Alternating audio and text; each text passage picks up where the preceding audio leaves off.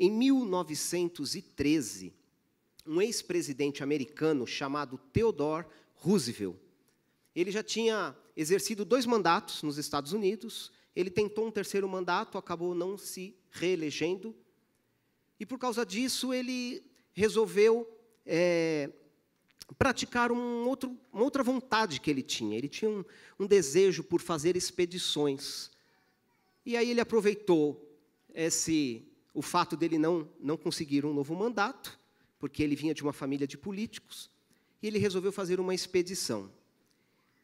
E ele ficou sabendo que existia um rio, que esse rio ele era um tanto desconhecido. Em 1913, nós ainda não temos tecnologia como o Google Maps e essas coisas, né? E esse rio faz parte da nossa chamada Bacia Amazônica. Mas esse rio, ele tinha muitas histórias, mas ninguém sabia direito onde ele nascia, o percurso desse rio. E esse rio era conhecido até então como o Rio da Dúvida. Era esse o nome que as pessoas chamavam. E isso é história, é real. E esse ex-presidente americano, ele veio ao Brasil, com toda a dificuldade de língua e tudo mais. Ele chamou para montar essa expedição, na época, a pessoa que mais entendia disso, que era o Marechal Rondon, e nós conhecemos esse, porque é brasileiro, né? E ele, junto com o Marechal Rondon, empreenderam uma expedição pelo Amazonas, ali na região de Rondônia, Amazonas e Mato Grosso, atrás deste rio, o chamado Rio da Dúvida. E com muitas dificuldades para a época, né, de tecnologia, de material, com algumas perdas no meio desse processo. Diz a história que eles passaram situações de fome, de doença, mas, enfim, eles chegaram até este rio, eles mapearam este rio, descobriram a importância dele. Ele é um afluente depois do Amazonas, tem toda uma importância para aquela região.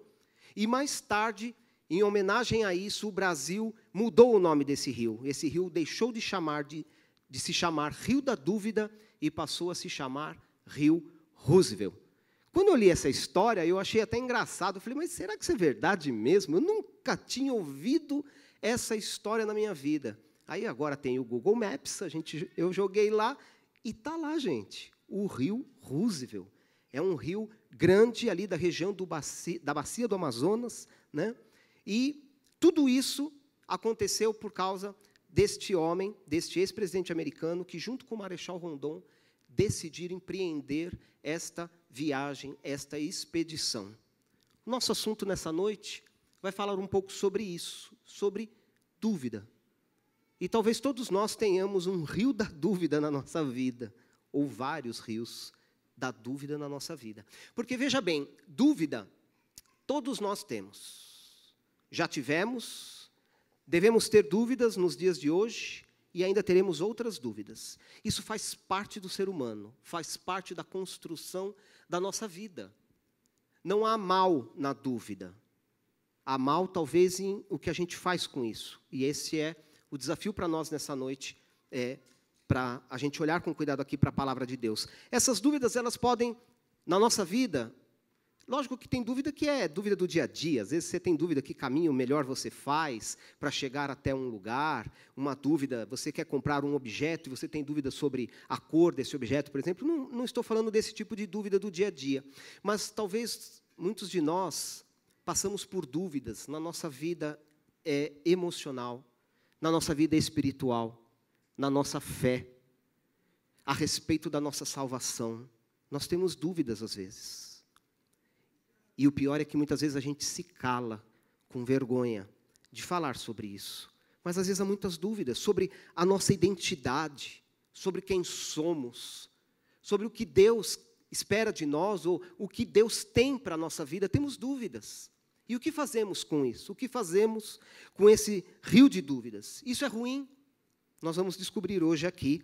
E eu convido vocês a seguir comigo agora uma história da palavra de Deus.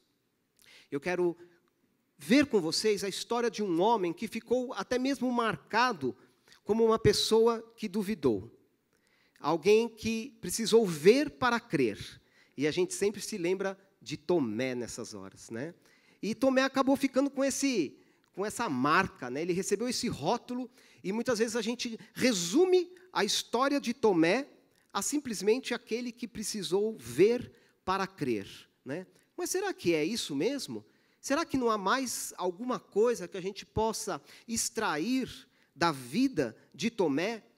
Se nós olharmos para a vida dele, será que não temos lições a aprender? E será que nós, por vezes, não somos até parecidos com ele? E é esse convite que eu quero fazer a vocês nessa noite. Vamos fazer uma expedição aqui? Vamos entrar pelas páginas da Bíblia para a gente entender melhor um pouco Tomé e essa relação da dúvida na vida de Tomé. Então vamos lá. Tomé ele vai aparecer na Bíblia, primeiramente, na relação dos discípulos. Quando Jesus, ele ali, depois de orar, de buscar a Deus, ele chama 12 homens para compor o seu grupo de discípulos. O nome de Tomé aparece ali pela primeira vez. Isso está lá em Mateus 10, está lá em Marcos 3 e está lá em Lucas 6. Mas apenas é citado o nome de Tomé. Nesses primeiros 3 evangelhos, Mateus, Marcos e Lucas, Tomé não aparece mais. Ele apenas é citado no grupo dos 12 discípulos. Mas no livro de João, no evangelho de João, nós vamos saber um pouco mais. Em João, Tomé é citado 3 vezes. Mas a gente conhece normalmente só a terceira vez, que é o momento em que ele pede para ver, né, as feridas de Jesus, para que ele pudesse crer. Mas então vamos para o início. E eu quero convidar vocês a abrir a sua Bíblia, lá em João, então, no capítulo 11, para você acompanhar e ver essa história. Vamos entrar nessa expedição aqui hoje, junto comigo, para a gente conhecer um pouquinho mais sobre Tomé. E essa relação dele com o nosso tema, né, entre a fé e a dúvida. Então, João, no capítulo 11, e eu vou ler o versículo, começar pelo versículo 7 e 8. Antes disso, deixa eu falar um pouquinho do contexto, só para a gente compreender o que acontece aqui nessa passagem. Um pouquinho antes, no capítulo 10 de João, Jesus está lá em Jerusalém, é uma região lá do estado de Israel, da Palestina, que naquela época chamava-se Judeia. Jesus está na Judeia, onde fica Jerusalém. E naquela passagem, naquele momento, no capítulo 10 ali de João, Jesus se revela para os judeus como sendo o Filho de Deus. Jesus declara isso. E por causa dessa declaração, os judeus ficam loucos da vida. Porque para eles isso era um absurdo. Nenhum homem poderia dar a si mesmo esse título de Filho de Deus. Lógico que eles não criam em Jesus como Messias. E por causa disso, ao ver este homem chamado Jesus, dizendo-se Filho de Deus, os judeus ficam enfurecidos e decidem matar Jesus. Eles tinham esse hábito até na sua cultura. Alguém que afrontasse o nome de Deus podia ser apedrejado. E Jesus dizer que era Filho de Deus, isso dava motivo para aqueles homens apedrejarem Jesus. E diz o texto que eles pegam em pedras para apedrejar Jesus, mas Jesus se livra das mãos deles e Jesus sai dessa região chamada Judeia e ele vai para o outro lado do Jordão para esfriar aí os ânimos das pessoas. Jesus está lá agora, distante, numa outra região. Jesus acaba de chegar nessa região, chega uma notícia para Jesus. Jesus, Lázaro, teu amigo, está doente. As irmãs dele pedem para que você vá visitá-lo. E aí a gente chega nessa passagem do versículo 7 e 8 de João 11, porque Jesus se dispõe a voltar para a região da Judeia, porque Lázaro vivia numa cidade chamada Betânia, muito próximo de Jerusalém, dentro da região chamada Judeia. Então, versículo 7, se você quiser me acompanhar, do capítulo 11 de João, diz assim: depois disse aos seus discípulos, é Jesus falando, vamos voltar para a Judeia. Estes, os discípulos, disseram, mestre, há pouco os judeus tentaram apedrejar-te, e assim mesmo vais voltar para lá? Então, quando Jesus decide, vou voltar, porque agora eu vou visitar Lázaro, os discípulos falam, Jesus, vem cá, você é louco, o negócio lá está feio para o teu lado, né? Usando a nossa linguagem dos nossos dias. O negócio lá está feio, as pessoas decidiram te apedrejar. Não é hora da gente voltar para a Judeia.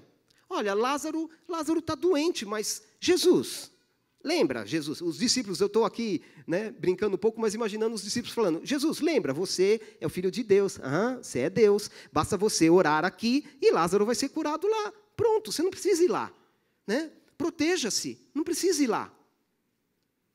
Essa é a palavra dos discípulos naquele momento. E eu acho que, na verdade, eles não estavam tão preocupados com Jesus. Eu acho que eles estavam mais preocupados com eles, porque eles podiam pensar, vai sobrar alguma coisa para a gente também.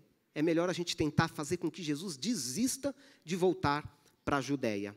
Versículo 16, pula um pouquinho agora e vamos para o versículo 16. E diz assim, esse versículo, então Tomé, e aqui é a primeira vez que Tomé aparece depois da lista dos discípulos, então Tomé, chamado Dídimo, disse aos seus discípulos, vamos também para morrermos com ele. Olha só a declaração de Tomé, e às vezes a gente não conhece essa parte. E aqui, algumas pessoas já tentaram dizer que talvez fosse uma expressão de ironia de Tomé, do tipo, está tudo acabado para nós, vamos lá morrer também com ele. Mas, segundo os melhores estudiosos, não, no texto original não cabe isso. A declaração de Tomé aqui é a declaração de uma pessoa consciente, é a declaração de um homem de valor, é a declaração de um homem que um dia fez uma escolha, uma opção de seguir a Jesus, e ele não voltaria atrás nessa opção. Tomé está dizendo, se Jesus vai voltar para a Judéia, e se ele corre risco de vida, nós, como discípulos, precisamos voltar com ele. E aconteça o que acontecer conosco, nossa vida está nas mãos de Deus. E é interessante porque, normalmente num grupo assim, o primeiro que se manifesta, os outros costumam seguir atrás. Se talvez um daqueles discípulos insistisse em não ir para lá e dissesse, nós não vamos, talvez os outros não fossem. Talvez eles pudessem dizer, gente, está muito difícil seguir esse mestre aqui chamado Jesus. Esse mestre se mete em muita confusão. É melhor para nós irmos procurar outra pessoa, outro mestre para seguirmos.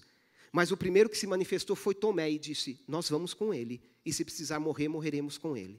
E o fato é que Jesus volta para a Judéia, os judeus, aqueles discípulos voltam com ele, e nada acontece com eles, porque Deus tinha outros propósitos, não era ainda o tempo de Jesus. Mas olha aqui, a gente começa a conhecer um pouquinho mais de Tomé.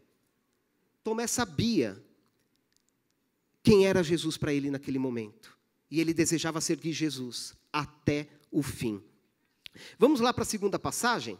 Agora a gente vai lá para João 14. João 14, Tomé vai aparecer de novo aí na história dos evangelhos. Então, no capítulo 14 de João, eu quero ler com vocês do versículo 1 ao versículo 6. E o contexto aqui, nós já estamos no finalzinho agora do ministério de Jesus. Jesus está tomando a última refeição com aqueles discípulos. A sua morte já é iminente. Jesus começou a falar a respeito disso para os discípulos. Jesus começa a dizer para eles que ele vai morrer. E os discípulos estão nesse momento muito perturbados, porque eles não estão entendendo o que está acontecendo. Porque eles tinham uma ideia diferente, eles esperavam que Jesus viesse para já naqueles dias implantar um novo reino. Como todos os judeus, eles esperavam que o Messias viria para torná-los livres do Império de Roma.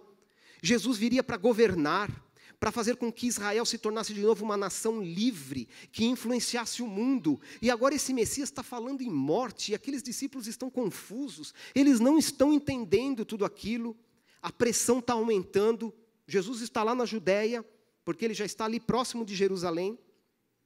E aí Jesus começa, no versículo 1 do capítulo 14, dizendo, não se turbe o coração de vocês. Se ele faz essa declaração, é porque Jesus já tinha percebido e distinguido que o coração daqueles discípulos estava perturbado, eles estavam angustiados, porque eles não compreendiam o que estava para acontecer. E isso trazia um peso para eles. E Jesus segue dizendo, creiam em Deus. Creiam também em mim.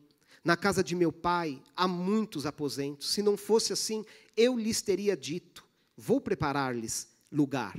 E se eu for e lhes preparar lugar, então eu voltarei e os levarei para mim mesmo, para que vocês estejam onde eu estiver. Vocês conhecem o caminho para onde eu vou. Jesus faz essa declaração, e muitas vezes Jesus faz declarações que são proféticas. Ele faz declarações para extrair fé do nosso coração, porque, na verdade, eles não tinham a menor noção para onde Jesus ia. Eles ainda não tinham entendido isso. Lembra que Jesus começa dizendo, não se turbe o coração de vocês, porque eles estavam profundamente perturbados. Eles não conseguiam saber o que estava aguardando a eles ali no futuro, muito próximo. E aí, mais uma vez, Tomé aparece. Talvez todos os discípulos estivessem muito confusos e todos eles, ao ouvirem de Jesus, quando Jesus declara, vocês conhecem o caminho para onde eu vou, e todos devem ter pensado assim, que caminho que Jesus está falando? Nós não temos a menor ideia de qual seja esse caminho. Mas é Tomé que aparece de novo e se levanta e ele diz assim, disse-lhe Tomé, Senhor, não sabemos para onde vais. Olha que interessante. Tomé fala no plural, ou seja, ele está realmente representando todos aqueles discípulos. Porque se não fosse assim, os outros discípulos iam falar, cala a boca, Tomé, a gente sabe, se você não sabe, fica quieto, mas a gente sabe. Né? Ou então Tomé teria que dizer, Senhor, eu não sei para onde o Senhor vai. Não, mas Tomé está dizendo, nós não sabemos para onde o Senhor vai. Está no plural. Era a situação de todos os discípulos, mas Tomé é aquele que teve coragem de perguntar isso para Jesus. Ele diz, se nós nem sabemos para onde o Senhor vai, Jesus, como então nós poderemos saber o caminho? E por causa dessa pergunta de Tomé, porque ele teve a coragem de expressar a sua dúvida diante de Jesus, Jesus faz uma declaração que ecoa até os nossos dias. E muito provavelmente você aprendeu sobre isso no início da sua vida cristã, porque nós repetimos muito essa declaração de Jesus. Né? Na sequência, vem a resposta de Jesus. Jesus diz, eu sou o caminho, a verdade e a vida. Ninguém vai ao Pai, senão por mim. Olha que interessante, se Tomé não pergunta, nós não teríamos essa declaração de Jesus. Que bom que Tomé teve dúvida. Que bom que ele teve coragem de perguntar para Jesus. Jesus, eu não sei para onde o Senhor vai. Não tenho a menor ideia de qual seja esse caminho. Me ajuda. E Jesus então responde para ele, Tomé, pode ficar tranquilo. Eu sou o caminho. Eu sou o caminho. Olha que interessante a vida de Tomé, não é? E daí a gente vai então para o último texto. Né? Depois tem mais uma citação, mas o último texto onde Tomé fala está lá em João, capítulo 20, e agora sim é a hora em que a gente mais conhece a respeito de Tomé, e eu quero que vocês me acompanhem também, lá em João, capítulo 20, e nós vamos ler do versículo 24 ao 28. O contexto aqui, Jesus morreu, Jesus já ressuscitou, e agora nós estamos naquele trecho, ali no final dos evangelhos, onde Jesus, ressuscitado, começa a aparecer para algumas pessoas, né? Então eu peço para vocês me acompanharem aqui a partir do versículo 24 de João 20. E diz lá, Tomé, chamado Dídimo, um dos 12, ele não estava com os discípulos quando Jesus apareceu. Então houve uma aparição de Jesus num momento em que apenas 10 dos discípulos estavam reunidos. A gente não tem mais Judas aqui agora nesse grupo, então eles não eram 12, eles eram 11, mas Tomé também não está dessa vez, então a 10 discípulos Jesus apareceu para eles. Mas Tomé não estava presente. Nós não sabemos por que ele não estava presente, mas ele não tinha se afastado desse grupo, porque logo depois ele se integra de novo. Por algum motivo, Tomé não estava. E Deus sabe por quê, para que a gente pudesse ter essa história hoje. Né? Os outros discípulos, agora, se reencontrando com Tomé, dizem para ele, Tomé, nós vimos o Senhor. Mas ele lhes disse, e agora é a declaração que nós conhecemos mais de Tomé, né? Ele declara, se eu não vir as marcas dos pregos nas suas mãos, não colocar o meu dedo onde estavam os pregos, e não puser a minha mão no seu lado, eu não crerei. Uma semana mais tarde, os seus discípulos estavam outra vez ali, reunidos. E Tomé agora estava com eles. Apesar de estarem trancadas as portas, porque eles estavam com medo dos judeus, Jesus entrou, pôs-se no meio deles e disse, paz seja convosco. E Jesus disse a Tomé, coloque o seu dedo aqui, veja as minhas mãos, estenda a mão e coloca-a no meu lado. Pare de duvidar e creia. Disse-lhe Tomé, Senhor meu e Deus meu. Muitas vezes nós ouvimos essa passagem, como eu disse no início, né? E a gente fica agora com essa ideia do Tomé, que é o homem que precisou ver para crer. E a gente usa até hoje essa expressão. Né?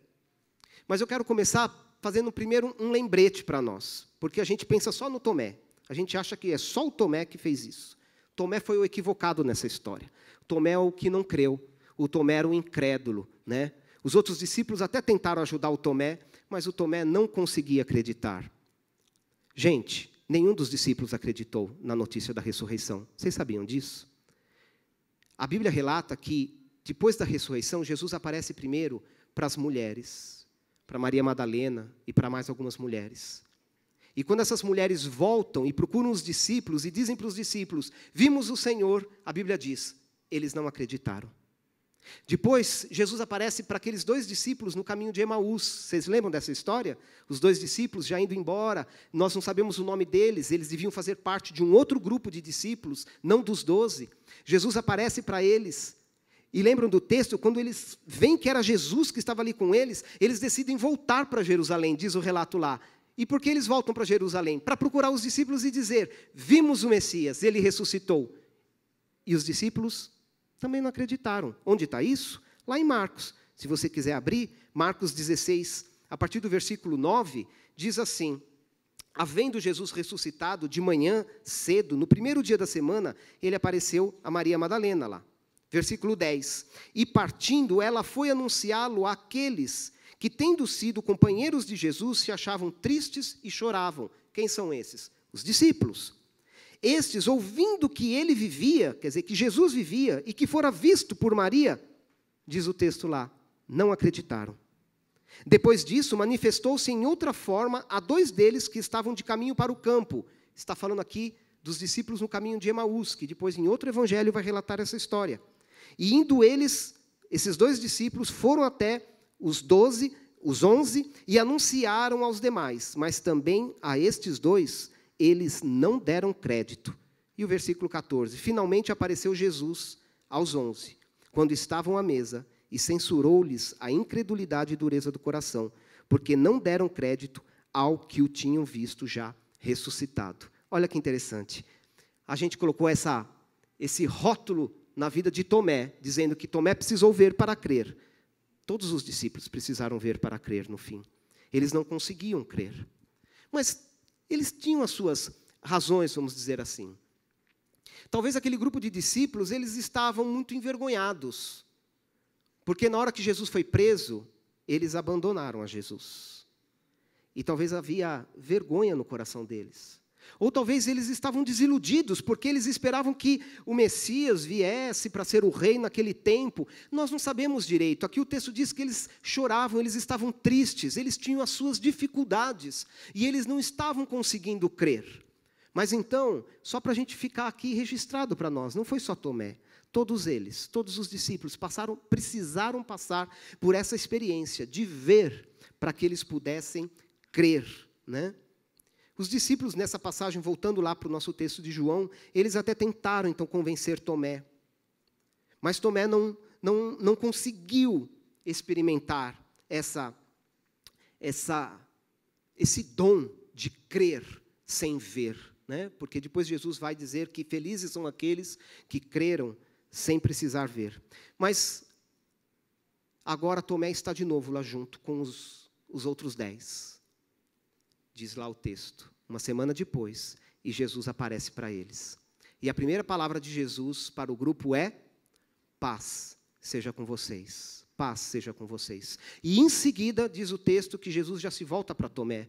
E daí nós acreditamos que essa segunda aparição de Jesus, ela foi por causa de Tomé. Jesus aparece para alcançar de novo o coração de Tomé, porque Jesus já... Em seguida, ele diz, paz seja com vocês. Ele já se dirige a Tomé e diz para Tomé, coloque o dedo aqui, venha ver as feridas. E, meus irmãos, não há nenhuma censura nessa palavra de Jesus. Jesus também não vem com ironia. Jesus não vem com acusação para a vida de Tomé. Jesus vem como o bom pastor, que vem acolher de volta a sua ovelha. Ele vem dizer, Tomé, vem cá, chega perto de mim, eu vou resolver a sua dúvida. Eu sei, você é humano, você é limitado, eu conheço a sua estrutura, e eu estou aqui para te alcançar novamente, e para resolver essa questão, né? E então acontece essa cena tão maravilhosa, porque Tomé ali vai, toca em Jesus, e aí a gente tem mais uma declaração poderosa das Escrituras, porque Tomé declara, ele olha para Jesus e diz, Senhor meu e Deus meu. Olha só, se naquele dia lá atrás, junto com os discípulos, por causa da atitude de Tomé, os discípulos, né, acompanharam a ele lá na visita à casa de Lázaro, né? Hoje, por causa dessa declaração, muitos e muitos cristãos se juntam à fé para dizer: Jesus, Tu és Senhor meu e Deus meu. Porque talvez Tomé, até aquele tempo, ele via mais em Jesus o mestre. Jesus era o rabi, era o grande mestre. Mas agora que a fé dele foi curada, agora que as suas dúvidas foram sanadas, agora Tomé se levanta para dizer: Jesus, Tu és meu Senhor e Tu és o meu Deus. Agora Tomé enxerga Jesus de uma forma nova. Agora foi revelado a Tomé quem é Jesus para a vida dele. Essa é a história. Essa foi parte aqui da expedição que eu queria que a gente fizesse juntos. Conhecemos um pouco mais a respeito de Tomé e de como ele lidou com as suas dúvidas. Mas agora é a hora da gente fazer o exercício para nós. Para nós. O que nós temos a ver com essa história de Tomé? Como é que fica a nossa vida? A nossa fé, meus irmãos, ela não chega pronta na vida da gente. Ela é uma construção. Como tantas coisas na nossa vida, a nossa identidade é uma construção, a nossa profissão é uma construção, a nossa família é uma construção, a nossa fé também é uma construção. É algo que vai sendo edificado dia a dia. E a dúvida, ela faz parte desta construção. Ela faz parte. Você não precisa ficar envergonhado por isso, você não precisa se esconder por isso, você não precisa pensar que tem alguma coisa errada com a sua fé, porque algumas vezes você tem dúvidas, a dúvida faz parte dessa construção. Por que a dúvida é importante? E eu quero destacar aqui algumas coisas, bem rápido. Por que a dúvida é importante na construção da nossa fé? Primeiro, a dúvida, ela aparece nas pessoas que pensam. A dúvida aparece na vida daquelas pessoas que pensam, que refletem sobre sua própria vida. Alguém que não pensa, alguém que segue a multidão, alguém que canta, deixa a vida me levar, essa pessoa não tem dúvidas. Porque ela não pensa, ela não reflete, ela vai vivendo.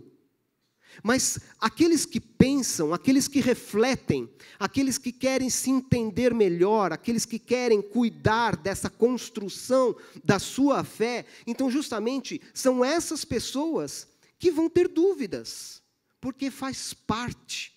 A dúvida aparece para as pessoas que pensam, que refletem. Se você tem tido dúvidas, se dúvidas chegam até a sua mente, saiba porque você está se exercitando em acreditar, em pensar, em entender as coisas. Outra coisa que torna a dúvida importante, a dúvida nos livra de conclusões ou convicções precoces e incorretas. E nós temos vivido dias, por causa da chamada democratização da informação. Antigamente, né? Se você precisasse aprender algo, alguma informação mais profunda, você ia ter que, trabalhar pesado. Você teria que ir para uma universidade, você teria que buscar em livros caros, buscar em outros mestres. Era muito difícil você obter informações. Mas hoje, através da internet, que é uma bênção, sendo bem utilizada, nós tivemos um fenômeno que os sociólogos falam que é a democratização da informação. A informação agora está aberta a todos. É só você clicar ali e você vai abrir diversos sites, né, acadêmicos, sites científicos, trabalhos científicos, tudo que você tiver dúvidas está ali na internet para você. O problema é que muitas vezes a gente recebe esse tipo de informação. A gente lê um site, a gente lê uma página de alguém no Facebook, a gente lê um texto, e aí a gente acha que agora aquilo já é a grande verdade que alguém descobriu e postou ali para nós. A gente se apressa nas convicções, a gente se apressa a ter algumas certezas. E eu tenho visto, né, infelizmente, quantos debates na internet, no Facebook, no WhatsApp, debates. Todo mundo sabe tudo, todo mundo tem certeza de tudo. Todo mundo agora conhece toda a verdade. E ninguém tem mais dúvida de nada. Será? A dúvida nos livra de nós termos convicções apressadas, que serão equivocadas. E é triste saber que algumas pessoas que se apegam muito a alguma ideia, assimilou essa ideia muito cedo, não refletiu, não pensou, brigou por causa dela, e depois vai chegar um dia e vai dizer, que triste, briguei tanto por isso e agora descubro que isso nem era toda a verdade. Então não se apresse. Desenvolva suas dúvidas, pesquise. Olha só, um escritor alemão famoso, chamado Goethe, ele disse uma frase que é a seguinte, ele diz assim, se nós não tivéssemos as dúvidas, onde então haveria uma certeza jubilante? A dúvida leva a cada um de nós a um processo de aprendizado, para que aí então a gente chegue na grande certeza. E a gente viu isso na vida de Tomé, gente. Tomé estava construindo a sua fé. E as dúvidas de Tomé foram essenciais para que ele pudesse se desenvolver nessa fé. Nós paramos ali em João, depois Tomé vai ser citado no livro de Atos, ele está ali junto com os discípulos agora, construindo a igreja primitiva, ministrando, pregando o evangelho, Tomé está ali junto.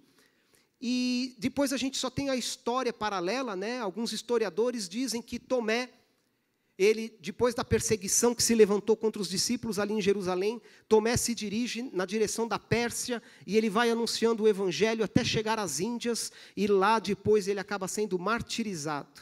Aquela declaração dele em João 11, quando ele diz, vamos para morrer com Jesus, ela acabou acontecendo, muitos anos depois, mas ela acabou acontecendo. Tomé deu a vida por Jesus.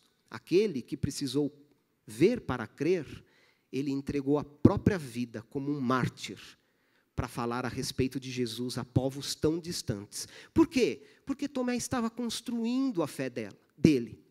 Nós estamos nessa mesma fase, meus irmãos. Nós estamos construindo a nossa fé. Precisamos lidar melhor com as nossas dúvidas. Depois fica outra pergunta para nós, então. Já sabemos qual é a importância da dúvida, sabemos que ela não faz mal, ela faz parte desse processo de construção, mas o que eu faço com a dúvida? O que eu faço na hora da dúvida? E o que a gente pode aprender daqui é que o melhor remédio para a dúvida agora é a busca pela certeza. Está embutido aqui em tudo que nós estamos falando. Você reconhece a dúvida, você reconhece que algo ainda não é uma convicção plena no teu coração, então busque. Mas comece essa busca por Deus, comece essa busca pela oração, comece essa busca pela palavra de Deus, ore ao Espírito Santo e diga a Ele com sinceridade no coração, eu tenho dúvidas a respeito da minha fé, eu tenho dúvidas a respeito da minha salvação, Senhor, me leva a Tua palavra, para que a Tua palavra construa a minha fé e edifique a minha vida. É isso que devemos fazer com a dúvida. E outra dica para nós é, compartilhe com alguém, para que vocês possam buscar juntos a resposta de Deus. Quando os discípulos ali chamaram Tomé, que não estava no primeiro encontro deles com Jesus, e disseram para Tomé, Tomé, nós vimos o Messias, ele está vivo, ele ressuscitou. Tomé poderia ter escondido a sua dúvida. Ele poderia ter dito assim, nossa, que legal, fantástico, hein, gente, top, muito bom, legal, Jesus está aí. Mas dentro do coração dele, ele podia falar assim, mas eu não consigo acreditar. Mas Tomé não teve nenhum problema diante dos seus amigos, aqueles homens com quem ele tinha vivido durante 3 anos. Ele disse, eu não consigo acreditar, me perdoem, mas eu não tenho fé para isso.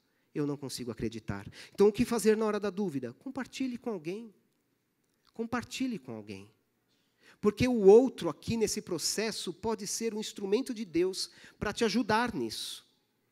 E eu, estudando um pouco sobre esse assunto, eu encontrei uma frase que eu achei muito, muito boa para nós. Essa frase diz o seguinte, é melhor duvidar em voz alta do que desacreditar em silêncio. É melhor duvidar em voz alta, do que desacreditar em silêncio. Faça disso uma conversa, chame alguém mais experiente, sente-se com ele e fale sobre a sua dúvida. E antes da gente ir para um desafio final, eu quero também fazer aqui uma distinção, porque alguns de vocês podem me dizer nessa noite assim, PA, mas a Bíblia fala que nós não devemos duvidar. A Bíblia fala, inclusive, que aqueles que duvidam são como as ondas do mar, que são jogadas de um lado para o outro. Não é isso que diz a palavra de Deus? É verdade, em várias passagens. Mas olha que interessante, eu fui buscar nos dicionários a diferença entre... Eu nem sabia se existia, mas eu descobri que existe uma diferença no seu conceito entre o verbo duvidar e o substantivo que é dúvida. Então, seria duvidar e ter dúvida. Há uma diferença, segundo os próprios dicionários. Duvidar é não acreditar, é não estar convencido, é levantar suspeitas. Agora, ter dúvida é ter incerteza de uma realidade ou de um fato. Olha que interessante, parece, né, muito próximo, é bastante sutil, mas há uma diferença. Duvidar é quando você não acredita no outro, é quando você diz assim, eu duvido que você possa fazer tal coisa, você está dizendo, esta pessoa não tem capacidade de fazer isso. Então, duvidar é desacreditar o outro, é desonrar o outro, né? Então, alguém que diz, eu duvido da existência de Deus, essa pessoa afronta a Deus, ele não acredita no outro lado. Mas ter dúvida é ter incerteza, é algo aqui dentro, é dizer, me ajude. Eu ainda não consigo acreditar desta forma. E aí a gente se lembra de uma outra passagem, vocês conhecem, acho que muito bem, quando Jesus é chamado para curar o filho de um homem que estava endemoniado. E Jesus se chega lá para fazer um milagre ali, mas Jesus vira-se para aquele homem e diz para ele, você crê? E vocês lembram bem a resposta dele, né? Ele diz assim, eu creio, Senhor, ajuda a minha falta de fé. Ele disse, eu não duvido do Senhor, mas eu tenho dúvida no coração. Deu para entender a diferença? Eu não duvido do Senhor Jesus. Eu sei que o Senhor tem todo o poder, mas eu tenho dúvidas no meu coração, Senhor. Eu ainda não construí direito a minha fé. Me ajuda, Senhor.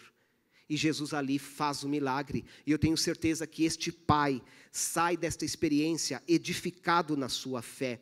E essa é a proposta para nós nessa noite.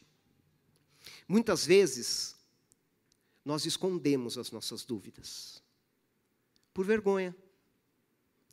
Às vezes a gente pensa assim, mas eu vou falar das minhas dúvidas? As pessoas vão dizer, mas você, que já tem tantos anos de conversão, você que já está aqui na comunidade, você é batizado, você fez vida vitoriosa, você já fez lá o curso Maturidade Cristã, e você tem dúvida, e aí a gente pensa assim, eu não vou falar isso, porque se eu falar da minha dúvida, talvez o outro vai dizer assim, nossa, mas você é imaturo na sua fé, como é que você tem dúvida no coração? Você tem dado espaço para o diabo? Gente, isso é um engano. É um engano.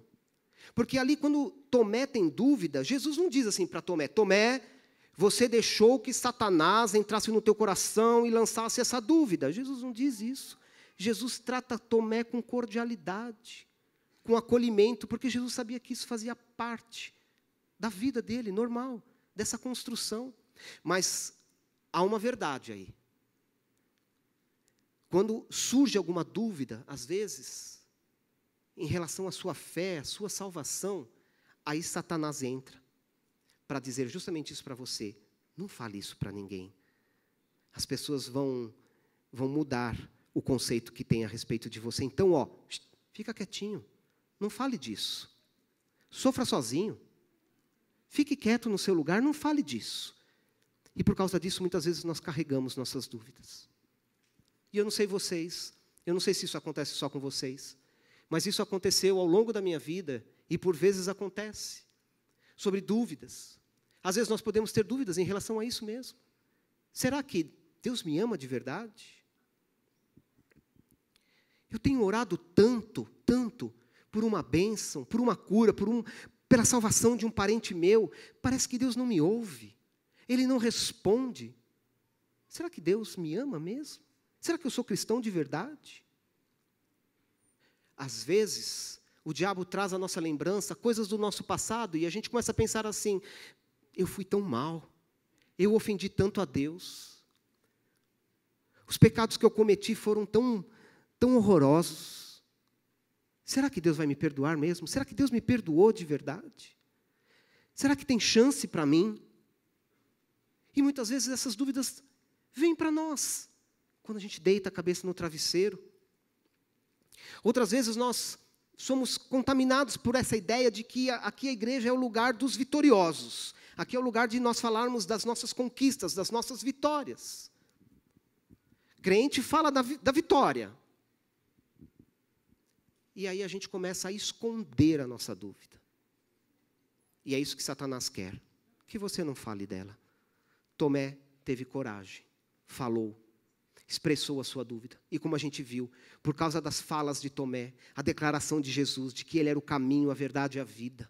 No final, a declaração de Tomé, Senhor meu e Deus meu, tudo isso, todas essas lições que nós podemos tirar a respeito da vida de Tomé, foi porque Tomé não teve medo de expressar as suas dúvidas.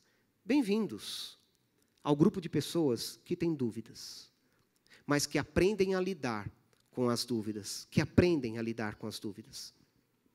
Quando uma dúvida é exposta, ela é sanada, ela é curada. Muitas vezes vai acontecer de você procurar alguém para falar de uma dúvida, e enquanto você estiver falando da sua dúvida, o Espírito Santo vai te curar ali, sem que o outro precise falar. Mas porque você ousou expressar, você colocou-se ali como você é de verdade. E Deus está interessado em quem você é de verdade. Você tem dúvidas a respeito da sua fé? Você, por vezes, sofre com alguma dúvida? Talvez de alguma coisa, como eu citei aqui, por causa do passado, por causa, às vezes, de um pecado recorrente que acontece na sua vida, e toda vez que acontece, você diz assim, agora eu perdi. Eu acho que dessa vez não haverá mais chance para mim. Eu acho que vai chegar um dia que Deus vai falar, basta. Não há mais esperança para você. E muitas pessoas sofrem debaixo dessas dúvidas. Você sofre com alguma dúvida sim? Né? Quais dúvidas têm afligido o teu coração? Talvez a respeito da fé, como eu falei. Talvez a respeito da sua vida emocional. Talvez a respeito da sua identidade. Daquilo que Deus tem para fazer na sua vida. Você quer alcançar respostas para a tua vida? Nós aprendemos alguns caminhos nessa noite. E eu queria convidar você a fechar os seus olhos nesse momento, para que você se concentrasse agora na sua vida, para que você deixasse nesse momento o Espírito Santo ministrar no seu coração. Como eu disse, nós não temos que ter vergonha alguma, meus irmãos. Tivemos dúvidas no passado, temos dúvidas hoje, vamos ter dúvida no futuro. Faz parte da construção da nossa fé. Mas eu queria, nessa noite, abrir uma oportunidade para pessoas que talvez estejam sofrendo por causa da dúvida. Pessoas que talvez tenham perdido a paz, como aqueles discípulos. Jesus chega no meio deles e diz, paz seja convosco, porque Jesus sabia que Tomé havia perdido a paz. A dúvida afligia o coração de Tomé, ele não tinha paz. E Jesus chegou para trazer paz de novo a Tomé. Então, se esta mensagem em algum momento falou o teu coração, se você reconhece que algumas dúvidas têm afligido você, têm impedido você de se apropriar de tudo aquilo que Deus tem para a sua vida, se tem muitas vezes tornado as suas noites tristes, quando você se recorda dessas dúvidas e não encontra saída, eu queria convidar que você viesse aqui à frente. Nós queremos orar junto com você. Junto com você. Nós queremos declarar vitória sobre a sua vida.